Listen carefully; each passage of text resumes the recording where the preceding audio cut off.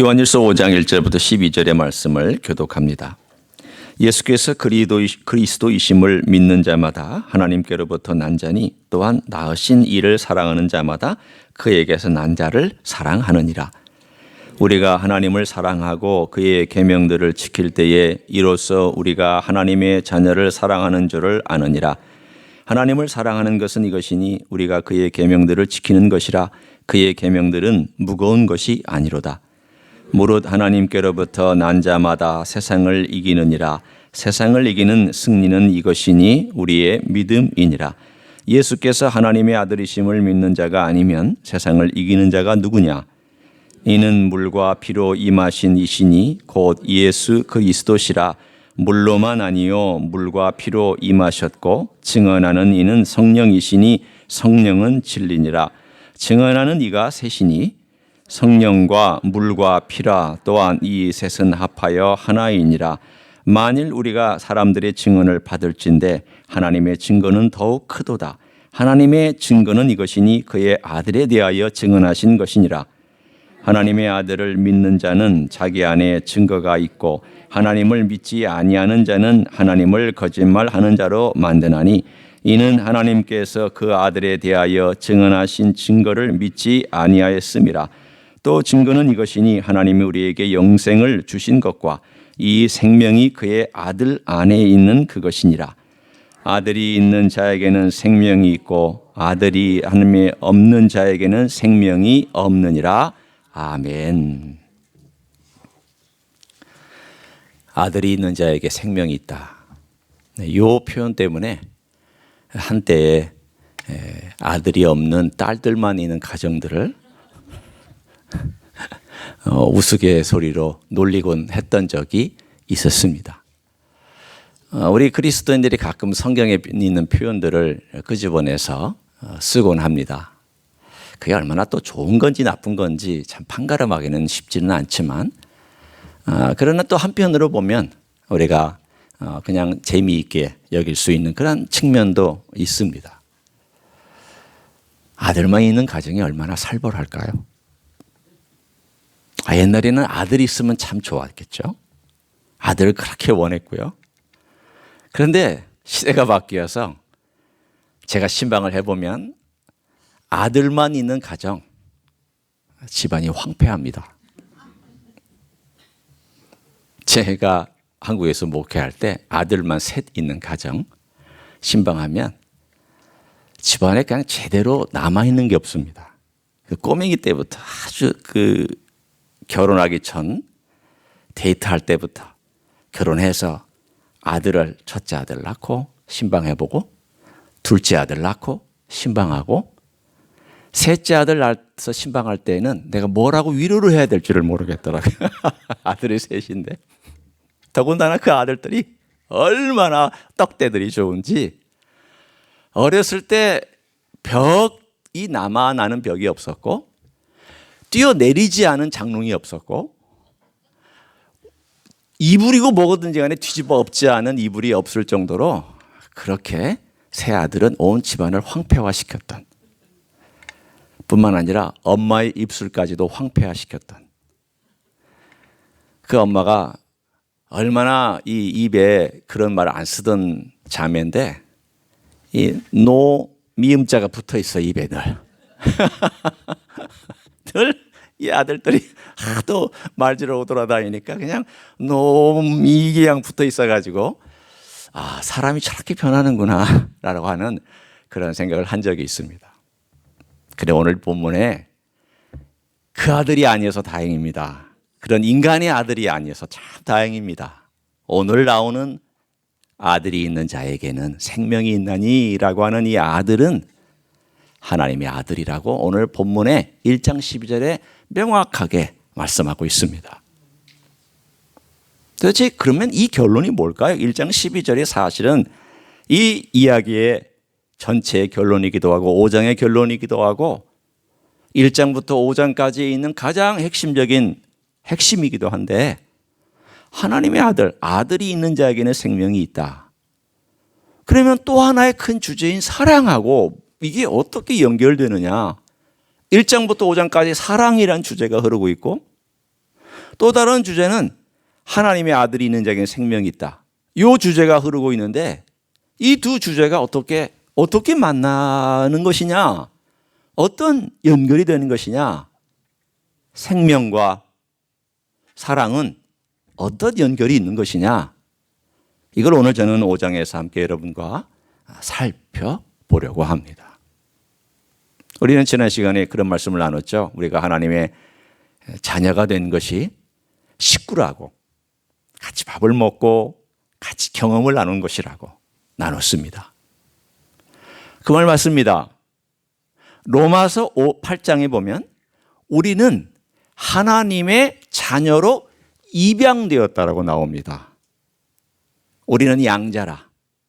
그래서 양자로서 입양되었기 때문에 이제는 하나님을 아버지라고 부를 수 있느니라 라고 되어 있습니다. 입양이라는 거 아시잖아요?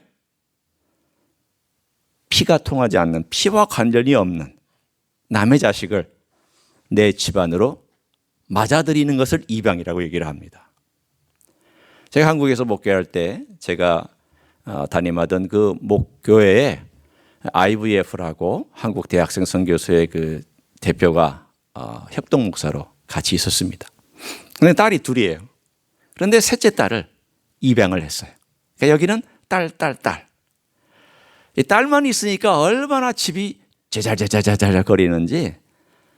그런데 그 중에서 이 입양된 셋째 딸, 1살 이전에 데려왔거든요. 얼마나 아빠를 좋아하고 사랑하는지 그냥 아빠 떨어지질 않고 쪽쪽 빨고, 아빠도 그냥 얼마나 이 딸이 보고 싶어가지고 대학생 선교회니까 이제 학생들하고 성역 공부도 하고 뭐 일도 하고 여행도 가고 뭐 또 하고 막 하잖아요. 그러다가 이 딸이 보고 싶어가지고 그냥 빨리 돌아오는 거예요. 마음이. 그러면서 뭐라고 얘기를 했냐면 제 앞에서 가슴으로 낳은 딸인데 왜 이렇게 이쁜지를 모르겠다고, 왜 이렇게 사랑스러운지를 모르겠다고. 그 어렸을 때부터 그 아이가 자라고 유치원에 가고 초등학교에 가고 하는 그 과정을 다 지켜봤습니다. 그 아이는 어렸을 때 입양 받아서 그 집의 다른 딸들보다 더 딸다운 생각을 배우고 가치를 배우고 같은 음식을 먹고 같은 철학을 공유하고 같은 교회를 다니고 같은 삶을 영유하면서 정말 아름답고 귀하게 잘 자랐습니다. 지금은 이제 벌써 대학 갈 나이가 되었죠. 우리는 그것을 입양이라고 합니다. 우리는 하나님의 가정으로. 원래 하나님의 자녀가 아니었어요. 다 인간의 아들들, 인간의 딸들이었어요. 그러나 예수 그리스도 때문에 입양되었기 때문에 우리는 하나님의 식구라고 얘기할 수 있습니다. 그런데 그게 전부가 아니에요. 저는 지난 시간에 식구에 대해서 얘기를 했지만 오늘은 가족에 대해서 또 얘기할 거예요. 왜 가족이냐? 가족은 피로 연결된 관계를 가족이라고 해요. 혈연 관계가 가족이죠. 그럼 우리가 이 혈연 관계가 어떤 거길래, 뭐길래 오늘 성경에서는 그런 얘기를 할까? 여러분이 이미 읽으면서 발견하신 그런 표현이 있습니다. 5장 1절 제가 읽어드릴 테니까 그대로 들어보세요. 예수께서 그리스도심을 믿는 자마다 하나님께로 난 자니. 여기서 난 자니라고 하는 것은 하나님이 낳았다는 뜻이에요. 하나님으로부터 낳음을 입은 사람들이다 라는 말이에요. 그리고 또한 낳으신 이를 사랑하는 자마다, 낳았다란 말이 2번 나오고요. 세 번째, 그에게서 난 자. 그에게서 난 자는 우리들을 얘기해요. 각각의 그리스도인들을 사랑한다는 거예요. 그리고 4절에도 보면 또 한 번 나와요. 무릇 하나님께로부터 난 자마다 세상을 이기느니라. 하나님께 낳은 자라고 그렇게 말씀하고 있습니다. 여기서 낳았다라는 게 뭐냐? 우리는 인간적으로 낳았다라는 것을 압니다. 육체적으로는 엄마가 자식을 낳았다. 이걸 우리는 낳았다라고 얘기를 해요. 그럼 똑같은 단어를 사용하고 있어요. 이거는 육체적인 건 아니죠, 분명히. 그럼 뭘까요? 이것을 우리가 이해하기 위해서 그럼 이것은 심볼릭하게 상징적인 거냐? 아니면 또 다른 뭐가 있는 것이냐? 3장 9절을 한번 가서 보기를 원합니다. 자, 여러분이 요한일서 3장 9절을 한번 펼쳐보시기를 바랍니다. 우리는 과연 어떤 존재인가? 과연 어떤 의미에서 가족인가? 3장 9절을 같이 한번 읽어볼까요? 시작. 하나님께로부터 난 자마다 죄를 짓지 아니하나니 이는 하나님의 씨가 그의 속에 거하며 그도 범죄하지 못하는 것은 하나님께로부터 났음이라. 여러분이 오해하지 않기 위해서 제가 3장 9절을 간단하게 설명합니다. 범죄하지 않는다. 하나님의 씨가 그 속에 거하는 사람은 범죄하지 못한다. 이 말은 죄 짓지 않는다. 그 말 아니에요. 여기서의 범죄 혹은 죄를 짓는다는 것은 습관적으로 그 죄에 빠져 살지 않는다. 그 뜻이에요. 그러니까 하나님의 씨가 내 안에 들어오면 죄를 죄로 한다는 거예요. 죄를 덮는 게 아니고 죄를 무시하는 것도 아니고 변명하는 것도 아니고 죄를 죄로 하는 거예요. 그래서 그 죄를 떠나고 싶어하고 죄를 회개할 줄 아는 거예요. 그 사람은 하나님의 생명이 들어와 있는 건데 오늘 본문에 특이한 단어를 썼어요. 거기에 어떤 단어를 썼냐면 하나님의 씨가 그랬습니다. 이 씨는 영어의 seed예요. S-E-E-D. 식물로 말하면 씨앗이고 인간의 육체로 말하면 남자와 여자의 가지고 있는 씨드를 얘기하는 거예요. 그 씨를 얘기하는 거예요. 그러나 이것이 신체적이거나 육체적인 부분이 아니기 때문에 이것은 우리는 알아요. 아, 이건 영적인 씨를 얘기하는 것이구나. 그러면 하나님의 영적인 씨가 생명의 씨가 우리 안으로 들어왔다라는 것은 뭘 의미하고 있는 것일까? 오늘 본문에 얘기한 것처럼 5장 1절과 그리고 4절까지의 말씀을 통해서 우리는 태어나기를 원래 부모로부터 태어났지만 두 번째 태어날 때는 하나님의 생명의 씨가 내 안에 들어오는데 그 생명의 씨가 예수 그리스도 안에 있었고 예수 그리스도를 내가 영접할 때 내 마음의 구주로 받아들일 때 그 생명이 내 안에 들어와서 그 생명으로 말미암아 내가 다시 살아나는 거예요. 다시 태어나는 거. 이게 실제로 일어나는 리얼리티예요. 상징이 아닙니다. 이게 어떻게 일어나는지 저도 잘 몰라요. 제가 설명해 드리고 싶지만 설명할 방법이 없어요. 다만 이렇게 설명합니다. 예수님께서 이 땅에 오셨잖아요. 육체를 입고 이 땅에 오셔서 십자가에서 돌아가셨어요. 십자가에 돌아가셔서 자신의 육체를 다 찢고 자신의 피를 다 흘려서 그 피가 땅에 다 떨어지고 다 쏟아졌습니다. 육체를 열었습니다. 손을 벌렸습니다. 그 생명을 찢었고 그리고 생명을 터뜨렸습니다. 예수님께서 말씀하신 내용처럼 됐습니다. 한 알의 밀알이 땅에 떨어져 죽지 아니하면 그대로 있고 죽으면 많은 열매를 맺느니라. 자기의 한 알의 밀알이 땅에 들어가서 분해가 되고 터지고 그리고 이것이 열려져야 거기서부터 생명이 솟아올라서 많은 열매를 맺는다고 되어 있습니다. 예수님의 생명은 이 땅에 오셔서 터져야 됐고 죽어야 됐고 퍼져야 됐고 터뜨려야만 됐습니다. 그것을 우리는 뭐라고 얘기하냐면 예수님의 생명을 모든 인류를 위하여 available하게 만들어 주셨다 해요. available하게 만들어 주신 거예요. 이제 모든 인류가 다 구원받을 수 있는 길을 그분의 생명을 터뜨려서 해주신 거예요. 그런데 available 하다고 나한테 applicable 한 건 아니에요. 나한테 적용되는 건 아니에요. 적용되려면 어떻게 해야 되나요? 내가 예수님을 받아들일 때 성령께서 예수 그리스도의 생명 그리고 예수님 안에 있었던 하나님의 생명의 씨를 내 안에 와서 그대로 적용시켜 주시는 거예요.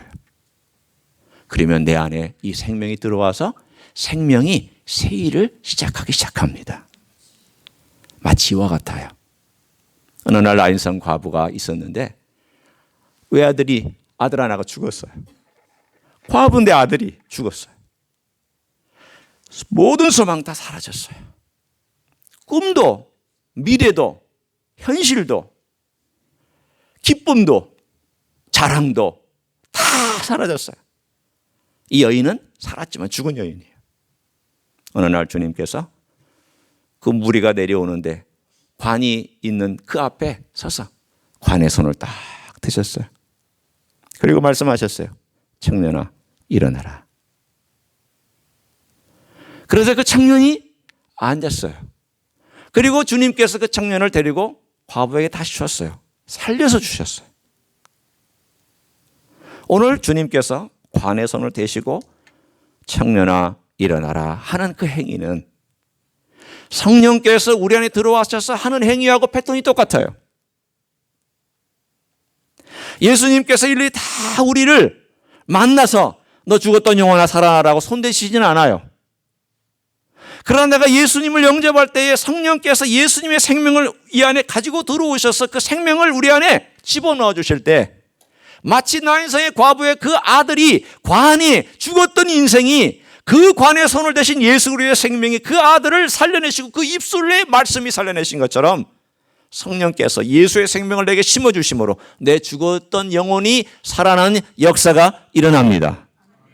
이것을 우리는 다시 태어난다, 중생한다라고 얘기를 합니다.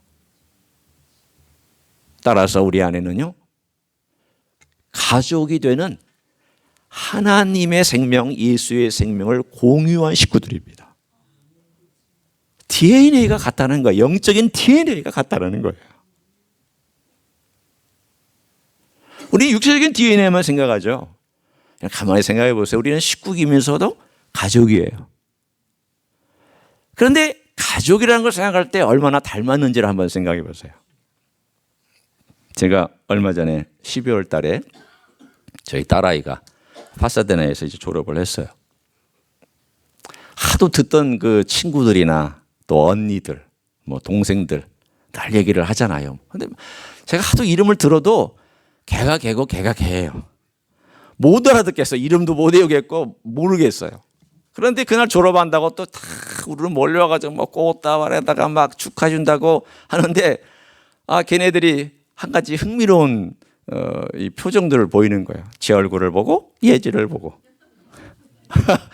한번 봤다가 또 뒤돌아서서 또 가끔 와가지고 제 얼굴을 보고 예지를 보고 그러더니 나중에 와서 저희들 앞에서 그런 얘기를 하는 거예요. DNA의 힘이 대단히 세네요. DNA의 힘이 대단히 세네요. 그 말은 무슨 뜻이에요? 닮았다는 거죠. 닮았다. 얼마나 닮았을까? 여러분, 같은 DNA를 가지고 있으면요, 닮아요. 부모와 자식도 닮지만 형제 간에도 비슷한 이미지가 있어요.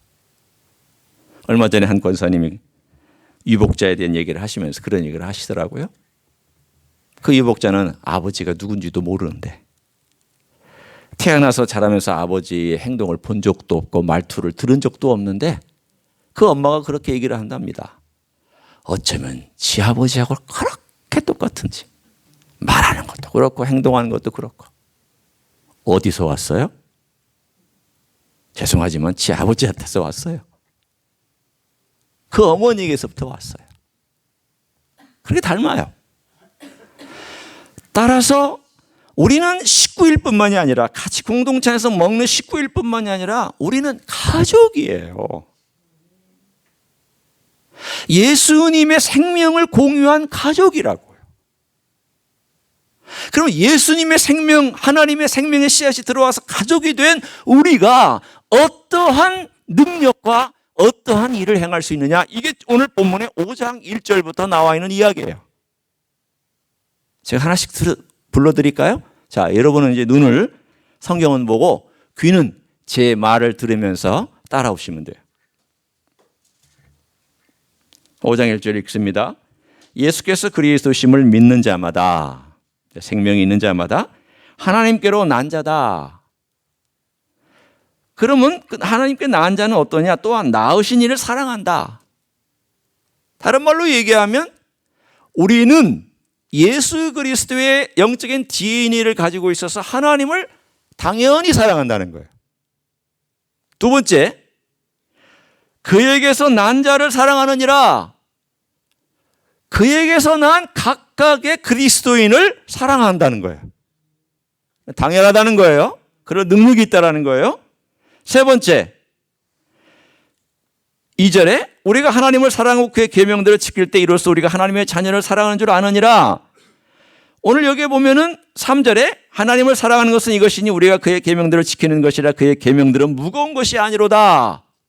왜 무거운 것이 아닐까요? 하나님의 생명이, 예수님의 생명이 우리 안에 들어와 있기 때문에 무거운 것이 아니라는 거예요. 네 번째, 4절과 5절이에요. 무릇 하나님께로 난 자마다 세상을 이기느니라. 하나님께로 난 자는 어떻게 한다고요? 세상을 이겨요. 세상은 어떤데요? 사랑하지 않아요. 세상은 사랑하지 않아요. 세상은 자기를 사랑해요. 세상은 자기의 목적과 자기의 꿈을 성취하는 내 사람들을 이용하지 사람을 사랑하지 않아요.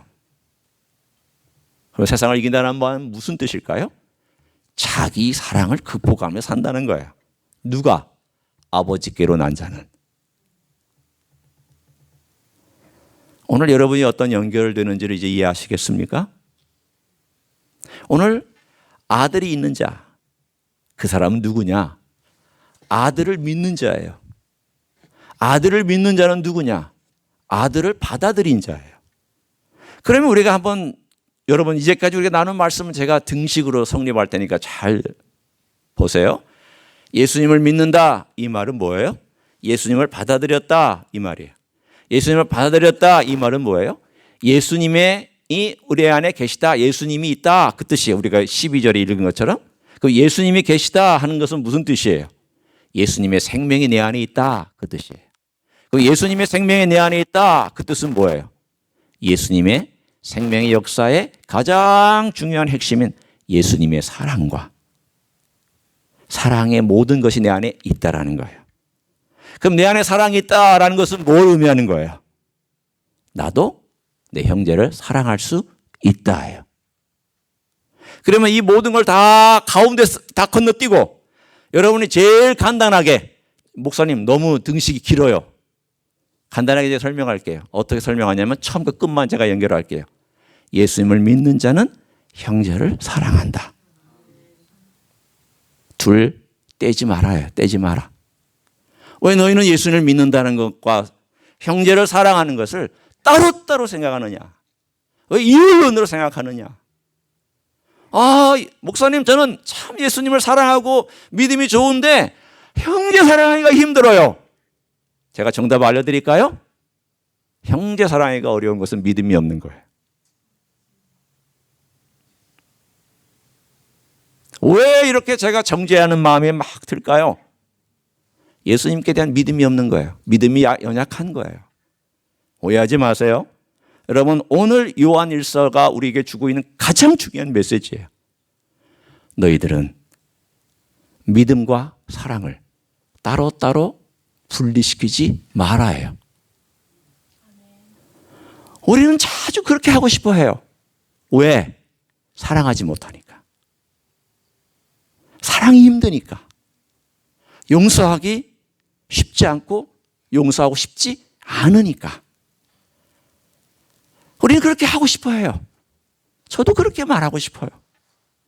그런데 어느 날 주님께서 저에게 말씀하셨어요. 너는 믿음과 사랑을 분리하지 마라. 너는 목사면서 나를 향하여 설교하고 나를 위하여 설교하고 나를 설교하면서 네 옆에 있는 네 아내와 네 자식과 너의 성도들과 너를 힘들게 하는 사람들과 너에게 어려움을 주었던 사람들을 용서하거나 사랑하지 못한다면 너의 믿음은 어디 있는 것이냐? 여러분 우리의 믿음은 아들에 대한 믿음이잖아요. 그 아들에 대한 믿음이 우리 안에 현재 진행형으로 있다면 사랑도 현재 진행형으로 계속되고 있어요. 자, 우리는 이 이야기를 가지고 다시 오늘 본문으로 돌아옵니다.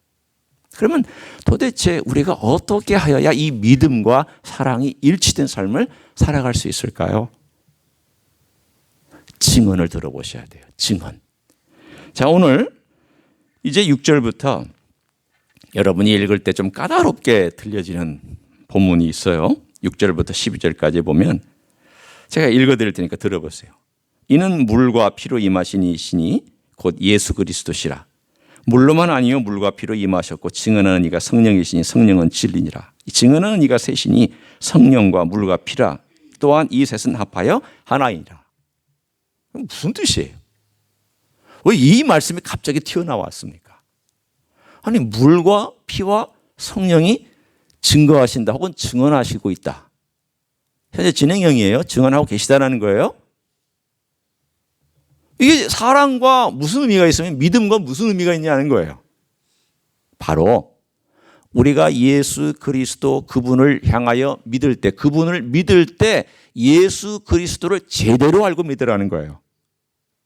그럼 예수 그리스도의 제대로 알아야 되는 모습이 뭐예요? 딱 세 가지예요. 물과 피와 성령, 이 세 가지를 알아라는 거예요. 물은 뭘 의미하죠? 예수님의 세례를 의미해요, 직접적으로는. 그러나 이 모든 예수님께서 직접 인간으로서 세례를 받고 예수님께서 메시아로 이 땅에 출발할 때, 공생을 출발할 때 성육신하신 예수님을 드러내고 있어요. 우리와 똑같아진.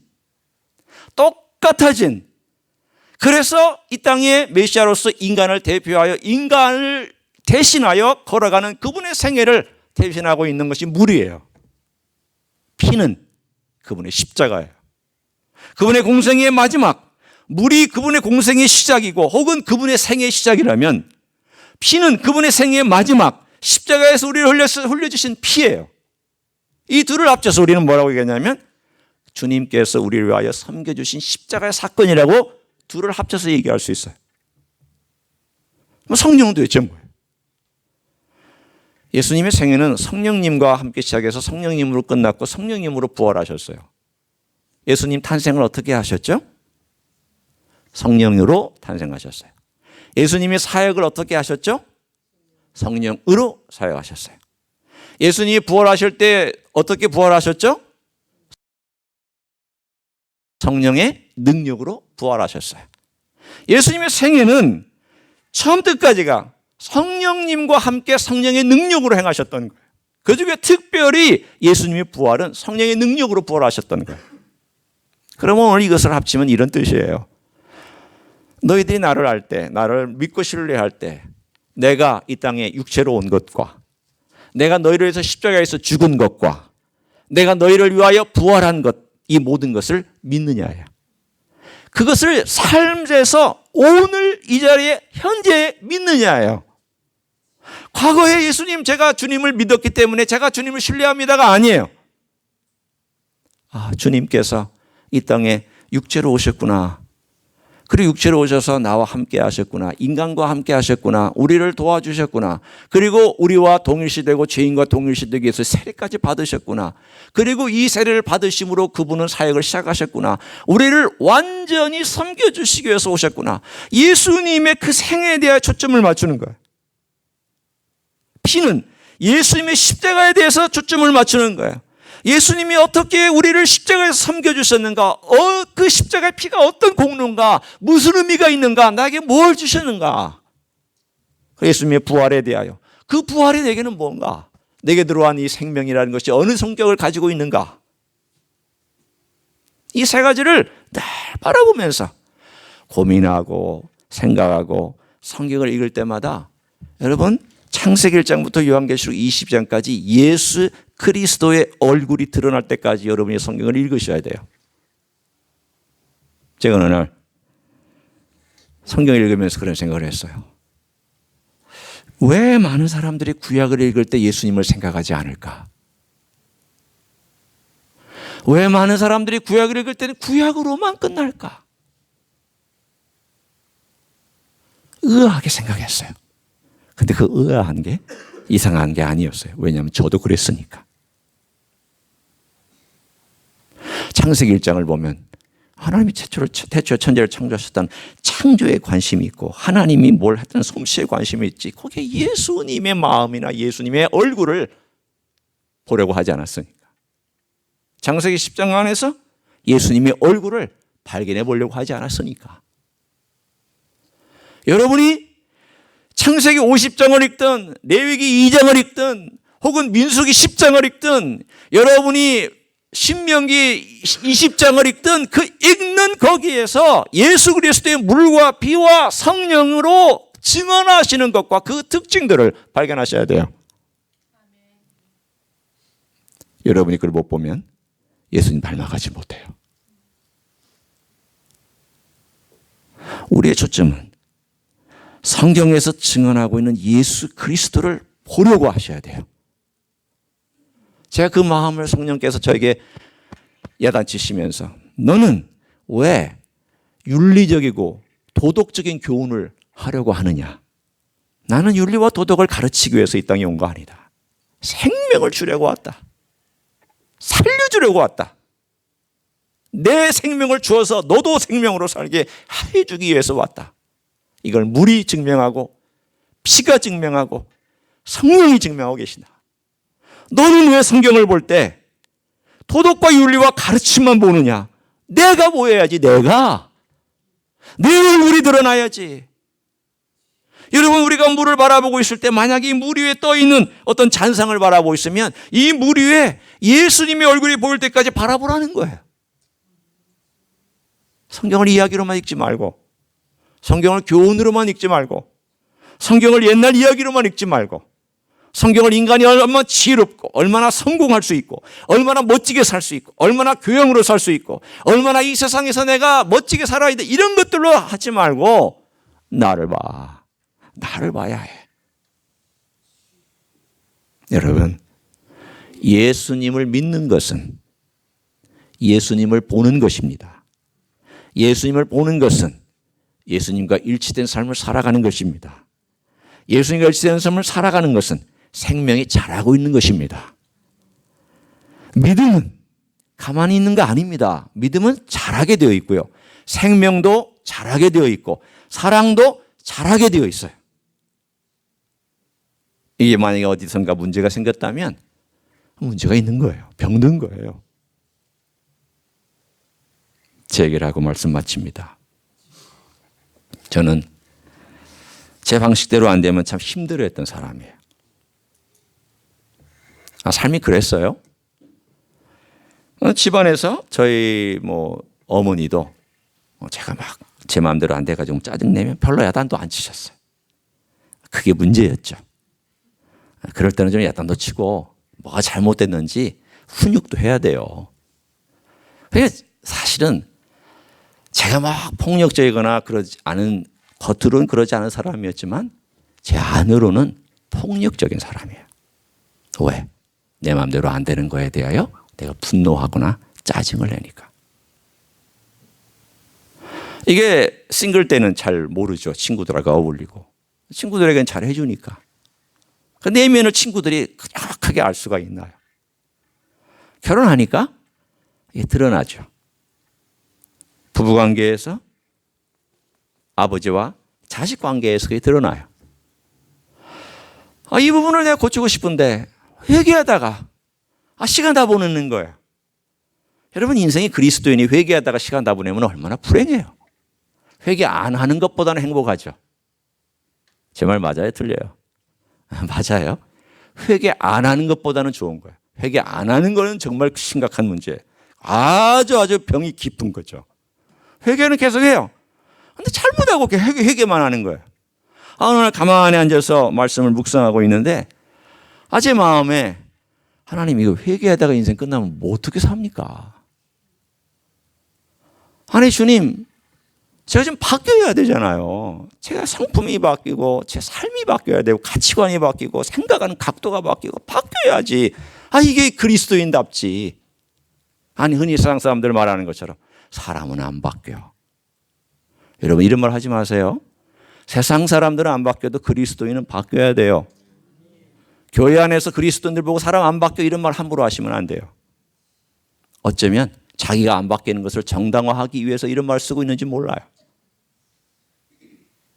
제가 탁 하고 그런 생각이 들면서 바뀌어야 된다. 주님 분명히 바뀐다고 성경은 말씀하는데, 성령이 열매가 있다고 말씀하는데, 그리스도로 옷 입으면서 바뀐다고 얘기하는데 왜 안 바뀌지? 왜 똑같은 실수를 반복하고 있는 거지? 그래서 제가 기도의 제목을 바꾸기 시작했어요. 회개하는 기도는 당연히 해야 되지만, 두 번째, 더 적극적인 기도를 해야 되겠다. 주님, 어떻게 하면 제가 주님을 닮을 수 있을까요? 주님의 말씀, 주님의 태도, 주님의 생각, 주님의 감정, 주님의 계획, 주님의 행하신 모든 섬김, 사랑, 희생, 용서 이런 것들을 제가 어떻게 닮을 수 있을까요? 너 그것을 위해서 말씀을 볼 때마다 기도할 때마다 나에게 집중해라. 나를 봐라. 아들이 있는 자에게는 생명이 있다고 그랬는데 아들이 있다면 네 안에 내 생명이 있다면 내가 너와 함께 하는 것을 네가 집중하고 거기에 초점을 두고 그것에 네 마음의 모든 것을 집중한다면 나머지는 저절로 되는 것이다. 너는 왜 사랑하게 해달라고만 얘기하느냐? 날 봐야지. 아, 주님 사랑을 못해요. 함부로 이게 잘 안 돼요. 그거 얘기하지 마라. 네가 나를 바라보고 나에게 집중하면 되는 것이야. 내가 이 세상에 너를 위해서 육신으로 왔고 내가 너를 위해서 십자가에서 죽었고 이 사랑의 깊이와 넓이가 어느 것인지에 대해서 생각을 좀 더 해봐. 그리고 네가 못하는 것에 대해서 내가 얼마나 너를 사랑하는지를 고민 좀 해보고 그것과 나를 비교하면서 주님 제가 정말 사랑하실 줄 모르고 잘 모릅니다. 어떻게 하면 사랑할 수 있을까요? 주님의 사랑을 좀 배우게 해주세요. 주님이 어떻게 사랑했는지를 제가 좀 생각나게 해주세요. 기도의 초점을 거기에 계속 맞추기 시작했습니다. 네, 여러분 바뀝니다. 저의 시각을 바꿔주시고 저의 마음의 자세를 바꿔주시고 저의 생각을 바꿔주시고 저의 태도를 바꿔주셨어요. 제가 누군가를 쉽게 빨리 판단하는 사람인데 판단하려고 할 때마다 안에서 성령께서 브레이크를 탁 거세요. 이건 네 자세가 아니야. 넌 바른 자세가 아니야. 예수님이 너 그렇게 하지 않았잖아. 예수님이 너 정죄했으면 너 벌써 죽었지. 예수님께서 나를 정죄하시지 아니하고 용서하셨다고 하는 그 메시지와 예수님의 모습과 성령께서 브레이크를 걸어주시면서 예수님의 얼굴과 예수님의 성품이 내 안에서 쫙 하고 나타나는 순간 제가 함부로 정죄하거나 함부로 판단하는 것을 안 해요.